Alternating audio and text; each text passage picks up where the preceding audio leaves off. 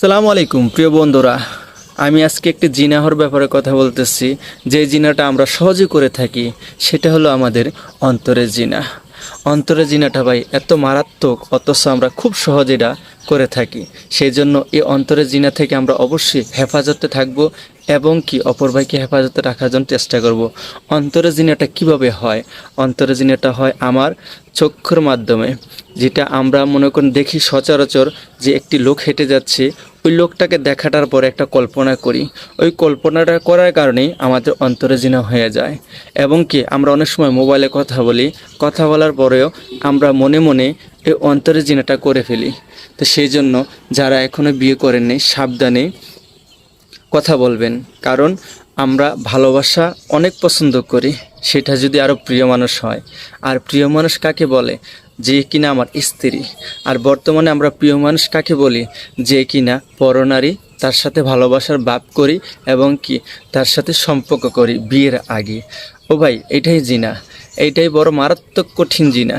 কারণ একটি পরনারীর সাথে আমরা সম্পর্ক কখনো করব না ভালোবাসার বন্ধনে। কেন? কারণ বিয়ের পরে সে হলো আমার হালাল, আর সে হলো আমার ভালোবাসার মানুষ প্রকৃত। আর বিয়ের আগে আমরা যাকে ভালোবাসি সেটা আমাদের ভালোবাসা বলেন, একমাত্র শুধু ভালোবাসা হলো মা বাপ এবং কি আত্মীয় স্বজনের জন্য। এটা হলো আমাদের প্রকৃত ভালোবাসা। আর আল্লাহকে প্রথমত ভালোবাসবো, আল্লাহকে, যিনি আমাকে সৃষ্টি করেছেন, যিনি আমাদের এই জাহানের মালিক, তাহাকে ভালোবাসবো ভাই।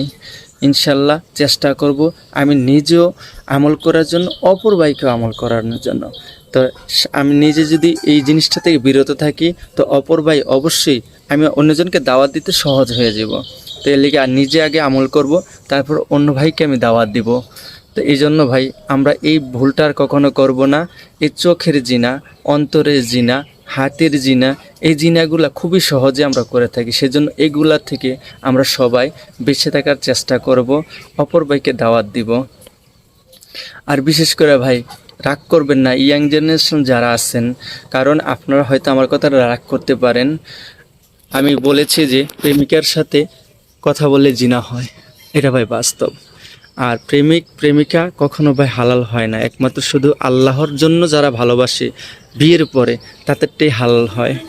আর আপনারা ভাই যদি আমার কথা রাগও করেন, কিছু করার নাই, বাস্তবতা এরকমই, কষ্ট লাগে, রাগ লাগে এবং কি এই বাস্তবতার কথা কেউ আমরা মেনে নিতে চাই না এবং কি মেনে নিতে পারিও না। সেই জন্য চেষ্টা করব আমরা বাস্তবতাটাকে মেনে নেওয়ার জন্য এবং কি এই মেনে নিয়ে চলার জন্য। একমাত্র আমগো হালাল শুধু বিয়ের পরে, বিয়ের আগে কোনো ভালোবাসা নেই, একমাত্র আল্লাহ রসুল ছাড়া, বাপ মা ছাড়া, আর আত্মীয় স্বজন ছাড়া। তো সেই জন্য আমিও চেষ্টা করব এই ধরনের বিপদ থেকে বেঁচে থাকার জন্য।